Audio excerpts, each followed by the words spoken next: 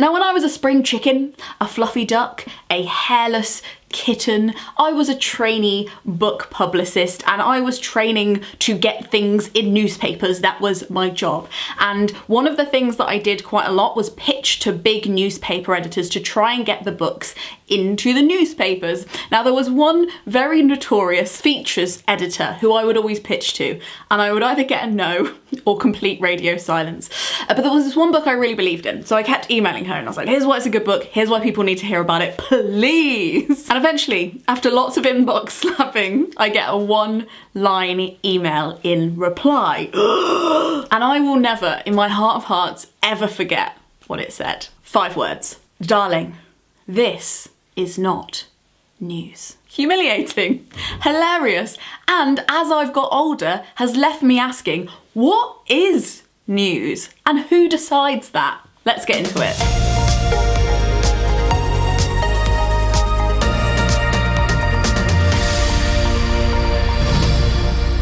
If everywhere was as bad as the places that are in the news and every person was as evil as the people who often get in the news, what do you think we would have?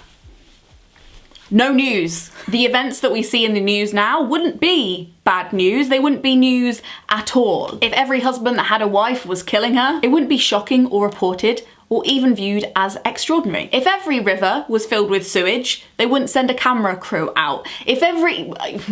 you get the idea. So in fact, the answer to my question at the beginning of this video is quite simple. Even the etymology of the word news isn't that exciting. It's literally just an adjective turned into a noun. New, news. What's your news? What is new with you? Over time, it went from the personal, what is your news, to the more universal, what is the news? The stuff that's going on out there that you need to know about. Of course, it's really good to hear about what is new, but new doesn't equal most important. New doesn't equal most urgent. What we all need to probably just get over is it is literally what it says on the tin. It is the new stuff. Now, if you're new here, I would encourage you to subscribe. We'd love to see you here again, but you might not know that I have this series on my channel called the 20s Toolkit, where I try and funnel any of the random and essential tidbits I picked up in my 20s into these videos so that you can watch them and save yourself a lot of time. And one of the things I've been consistently interested in from a personal perspective is the news. Why we watch it, why we avoid watching it, and what the hell it is. To give you a little bit of background about me without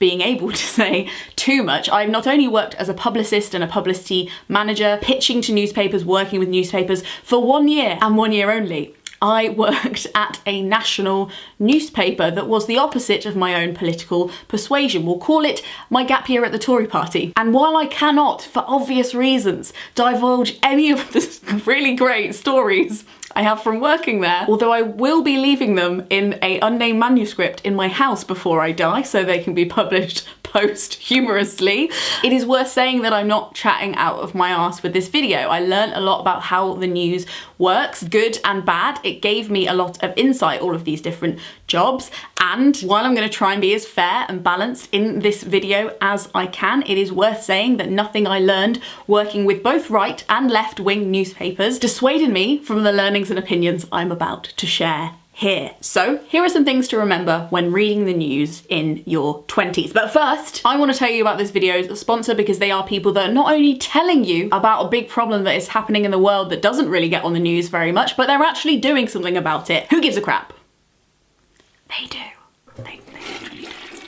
Who Gives a Crap are a social enterprise who think that trees belong in forests and not being, wiped across our bums. They make bog roll that is made out of 100% recycled office paper and sustainable bamboo. I have been using Who Gives a Crap for about 5 years now, and I've been absolutely loving them. I'm handing over my own cash to them for years. It makes practical sense for me because they come straight to your door with carbon neutral delivery. Getting bulky items delivered is way more efficient than me individually driving to the shops every time, and it usually means that I can do the rest of my food shop by foot. It also makes financial sense. They have these super long rolls. They have at least 370 sheets each roll. So per sheet, it's actually a really good deal. And I am incredibly pernickety and sad. And I did actually rip it up and check. So here's some footage of that. Who Gives a Crap are also B Corp certified, which is a really, really hard sticker of honour to get. So I was really impressed by that. And they also donate 50% of their profits to hopefully get everyone in the world access access to toilets and clean water by 2050. 10.8 million Australian dollars has already gone to non-profits, so they are really not pissing around. The wrapping is also pretty fit. It's colourful, so I can store it anywhere. It's compostable paper, and it keeps every single roll moisture-free and hygienic. We love to love it. So if you would like to check out Who Gives a Crap, you can go to my link in the description and use my code LENANORMS to get £5 off your first order. What is not to love? Now, where was I?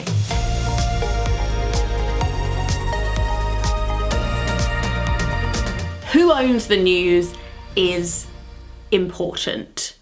In fact, it's probably one of the most broken things about the news system in the UK, at least right now. I don't have time to divulge who owns every single newspaper in the UK, but I will be leaving a list of them below if you would like to see and maybe Google the histories and current opinions and activities of those people. It's worth noting to my mind and my knowledge that the only two newspapers in the UK that are independently owned and ran, not by one person but by a trust, is The Independent and The Guardian. Okay, I double checked this and turns out a few years ago The Independent was bought and is no longer, in fact, independent. Brilliant, of course. Moreover, it was bought by a Russian oligarch who is a former KGB member, because why wouldn't it have been? Everybody else is owned by somebody, and those people have very vocal opinions about things. Should those opinions trickle down into the news? No. Do they sometimes? Most definitely. Sometimes explicitly, we've seen some unfavourable articles about Boris Johnson go missing recently, but also in a more structurally broken way. For example, advertising is one of the main ways that newspapers make money, especially now most of us get our news online for free and kind of refuse to pay for it. Those advertisers want to see big audience breakdowns of who they're talking to. So they want to know their income, where they live, how much they spend on luxury goods, and that is the backbone of how newspapers make money. So the higher brow your readers are, particularly if you run articles favouring, I don't know, private schools or tax avoidance or things like that, the more highbrow your newspaper is, the more attractive you're going to look to bigger brands who will work with you. It's the influencer industry on steroids, my friends. We learned it from somewhere. Again, that shouldn't directly affect the reporting, but it does reflect the stance from which journalists sometimes write, or the journalists that are hired. Journalists who have a similar class or cultural background to the readers they would like to attract are often the ones that are hired. So it's worth asking when you pick up a newspaper who it's aimed at, where its money is coming from, what kind of adverts they're running on their site or in their physical newspaper, and why. Another really important thing about those newspapers is where they're distributed. In the UK, we have a public transport system that gives out newspapers most of the time, and those licenses are allocated to certain newspapers with certain political persuasions. For example, and I kid you not, I've kept this newspaper since 2015 because it made me so angry that I was like, one day I'm going to make a video about this. And I have. Maybe that says more about my powers of procrastination than anything. But here is the Evening Standard from the 5th of May 2015, the day before a general election, I believe. And the front page is allowed to be "Vote for London. As we prepare to go to the polls in a knife-edge election, the Standard urges its readers to consider what is best for our capital and support the Tories." Now, the public transport system is something that is supposed to be ran and subsidised by the general public, and I think shouldn't have this much of a stronghold, especially as a left-wing newspaper wasn't able to distribute a similar one. Just to clarify for any non-Londoners out there, Transport for London, TfL, is publicly owned. That's where I found this newspaper. Although some of the bus and train companies that run through TfL are privately owned, but that's a story for a different day. But the London Evening Standard is privately owned, and in my opinion, it clearly does have an agenda. But who is allowed and who is not allowed to distribute newspapers and where is, again, a vital question to ask when you're looking at which newspapers you might want to invest in reading regularly, and when you're looking at an article that has sparked particular anger within you, to evaluate who the target audience is and whether the journalist writing the article even believes what they are writing.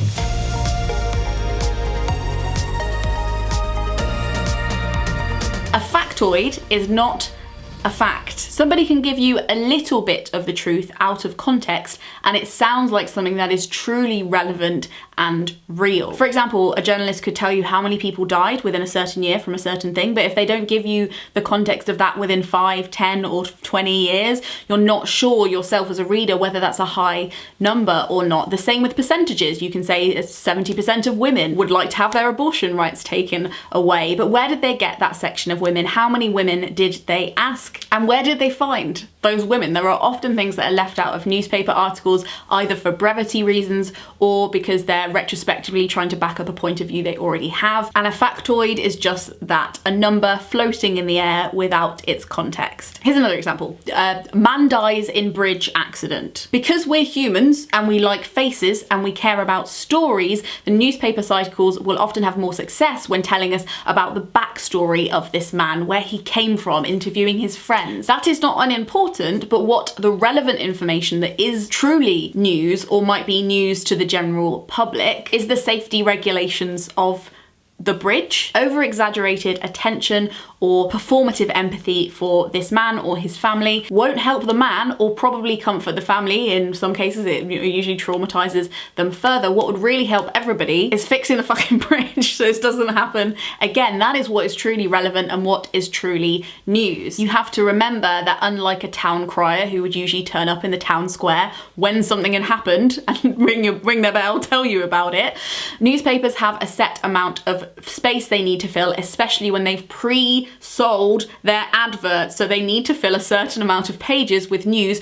regardless of the volume of actual news that has happened that day. That means that some days you will hear about incredibly irrelevant stuff, and some days one thing will take over everything and you'll miss out on loads of really relevant stuff that you really should have been told about. When we hear about disasters in the news, it can be really tough to process, especially if we're somebody who wants to put ourselves in other people's situations and really like live into that experience. But what is important to remember is that prevented disasters don't ever get reported, really. When a bad thing is halted from happening with good foundational policy or great safety design, those are the stories we never hear about because they never end up happening. We always hear about a story at the end of the line when something has gone completely wrong. Another good example of this is Grenfell, whose residents chillingly could recognise and knew that the building would probably burn down at some point and were incredibly vocal, and when the newspapers wouldn't publish stuff on it, they published their own articles about it. But unfortunately, because especially of the rise of visual news on social media and TV, as well as just print news, our media love a visual story. So horrifically, inexcusably, when there was a spectacle to film and when it was too late for a lot of the residents of Grenfell Tower, the media were everywhere. Suddenly they could show up. You can see how a possible disaster is more relevant to us as citizens, but often less interesting to journalists. The good news is there are people who are working on it. There's a big movement of solution-based journalists. I'll leave some links below. You can find out the work that they're doing. They have a really rigorous database of people who are doing really good journalism. So this isn't for me to say like all journalists are bad, they're doing a shit job, but the very nature of the cesspool they exist within means that sometimes they can be led to do a horrific job in a role that is incredibly vital. You might be interested also to hear that the newspapers are regulated. Something again that would have shocked teenage me because it seemed to me that they weren't, they were just going rogue. But they are regulated. Most newspaper editors must follow the editor's code of practice, which you can read below. The IPSO now investigates complaints about breaches of the editor's code of practice. They're essentially Ofsted for newspapers, and people are terrified of them. So if you do see what you perceive to be a breach of the editor's code, you can complain to them. That's the thing you can do. You're also allowed to tweet the journalist and ask for sources, ask for more context in their percentage, where they got their facts from. You are allowed to do that as a person consuming the news. There's also a really great website called PoliticoFact that has a truthometer and some of the principles about how they decide what is true, and it's really, really worth looking into.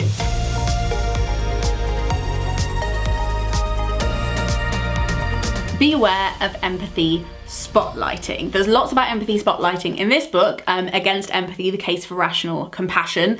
But some of the main takeaways I got from this book was that empathy-inducing stories are gripping. That's why we like to consume them as fiction in our spare time, but they are often not very effective and can re-traumatize the people who have actually gone through the thing. Paul Bloom argues, I think quite effectively, that while it's really good to be able to put yourself in somebody's shoes and imagine how they are feeling, if you have any sense of like very like just basic moral decency, you'll know that just because somebody is a human being, they are worthy of help. And just because it might be interesting or emotionally or intellectually stimulating for you to be able to put yourself in somebody else's position, that doesn't always help them. If we spent less of the news trying to pull out people's stories and make them explain very graphically what they're going through or what they've been through, and spent more time on practical solutions, recognizing automatically that people are worthy of help, whether somebody can empathize with them or not, the news might serve the people experiencing the new as well as the people who would like to watch the new.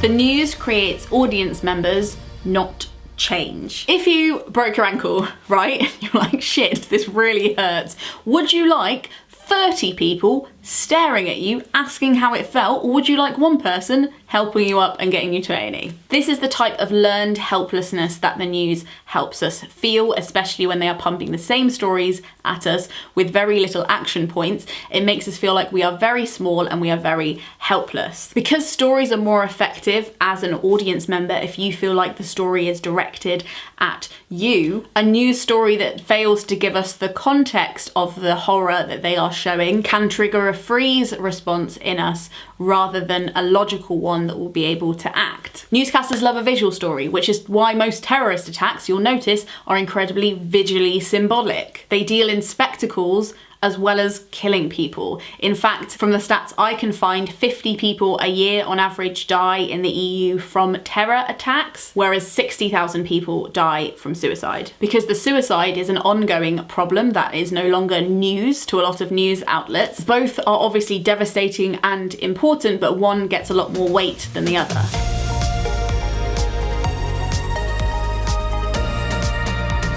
Beware of problems as people. K-Chen Tom talks in her book, I Hope We Choose Love, a trans girl's notes on the end of the world. She wonders if there are other truths that we miss when we focus solely on understanding intimate violence as individual choice, made by a few monstrous people rather than part of a systemic problem in which we all play a part. And that did get me thinking about this idea of monster, this way that we follow a few evil people through the world and try and work out what happened with them, rather than looking at the context and just rejecting the little factoids that the news gives us about these people, but looking at the wider context of how they grew up and what could have influenced them. Of course, it's no excuse for harming others, but a lot of perpetrators' identities often cross over with that of a victim. 29% of prisoners in UK prisons have experienced abuse, and 41 have experienced violence in their home at a young age. Of course, as K-Chen Tom says as well, survival is not a badge of purity, nor a shield from accountability,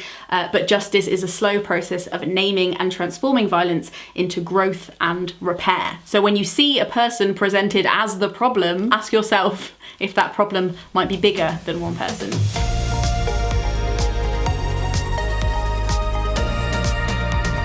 Lies spread faster than truth. According to this study, 6 times faster. If a story is currently unfolding, please take everything that you read about it with a quark of salt. In the world of news, done is definitely better than good. Published is better than true. And prizes don't go to the most thorough article, but the first one through the door. A great example of this, and to show that it's been going on for literally ever, are all of the news articles that were published after the Titanic sank, saying that there were no lives lost. No lives were lost. Somebody mistook it for another boat. And lots of other people made it home okay. They heard about it, they reported that nobody died on the Titanic. Another example was in 1983. The Sunday Times thought it had the scoop of the century because it found Adolf Hitler's diaries, didn't bother to verify their authenticity properly, even though the UK's top rotter, Rupert Murdoch, was warned about this. He famously dismissed Das, who had brought up all the reasons why it probably isn't true, by saying, "Fuck Das, publish." And he is still operating and a huge influence on a lot of our UK newspapers and some book publishing houses, so good.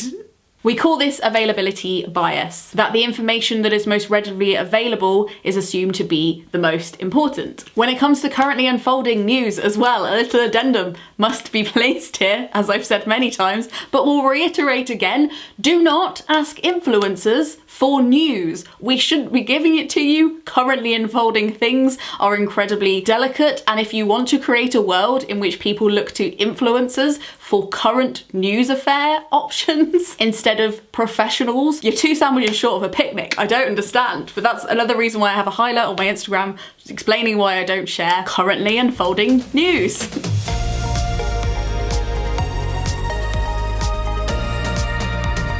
And finally, beware of binging the news. I'm not saying stop reading the news, although I am saying think about where you're getting your news from and how often you're consuming it. But I've got into a lot of binging holes where I've got really obsessed with a story and read everything about it and really like sunk myself into it mentally to the point where I am unable to actually do anything for the people discussed in the articles and the things that are actually happening. It's a sad way between self-sabotage and self-indulgent, and I don't like ever going there, although I will admit that I have fallen in there quite a few times. I found this article by Anna Sproul-Latimer on hypervigilance, and there are some facts, some cold hard facts spat in that. For example, this idea that not being glued to it, the news, is a form of denial. Wrong. Do you know what's actually a form of denial? Mistaking self-insertion for safety, obsession for agency, and hurting yourself for helping others.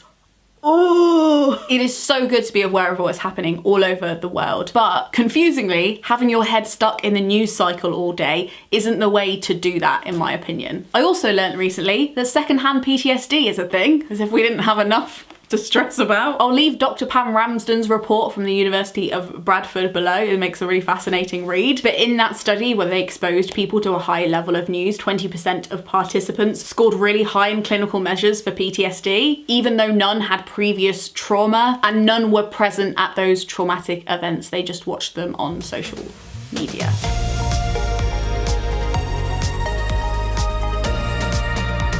Does this mean we shouldn't read about, research, or watch hard things? No, but there's a little song I had at Sunday school. Let's see if we remember it. If your input exceeds your output, then your upkeep will be your downfall. But if your output exceeds your input, you can hold your head up and push the enemy down.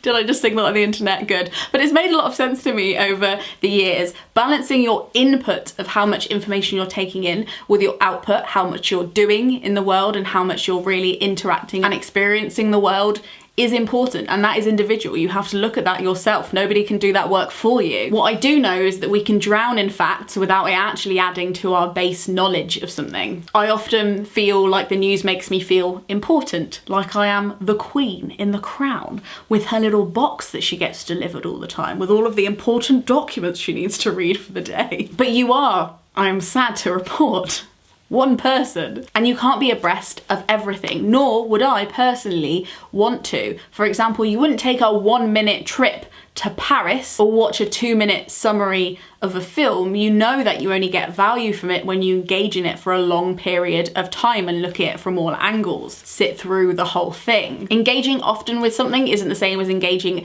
deeply with it, and it's also worth reminding you that there are organisations and charities full of qualified experts who are sending out a lot of emails with a lot of information in them, and if that doesn't qualify as news, even though it's served up to you by experts instead of journalists, then I don't know what to do. To me, that should qualify as news, because they're telling you the most relevant and new stuff about their specific area of research and expertise. And often charities and campaigns are working on stuff that is incredibly actionable to you as a citizen. Don't give up on good news sources either. I'm going to be leaving some links to some news sources that I use and for the most part trust, but you are more than welcome. You're encouraged to share yours too, especially if they're independent and they're not owned by suspicious men. This video owes a big debt to these books and also to this exhibition that I went to recently at the British Library. A big thanks of course goes to Who Gives a Crap for sponsoring this video and making more toilets available for more people, yes, and also to the Gumption Club who tip me per video to make sure these videos keep happening. If you have missed the rest of the 20s Toolkit series, that's okay. Here's your catch-up link. You can learn my opinions on everything from self-care to friendship breakups to job security, if that was ever a thing. Thank you so much for watching. Frog Snog out.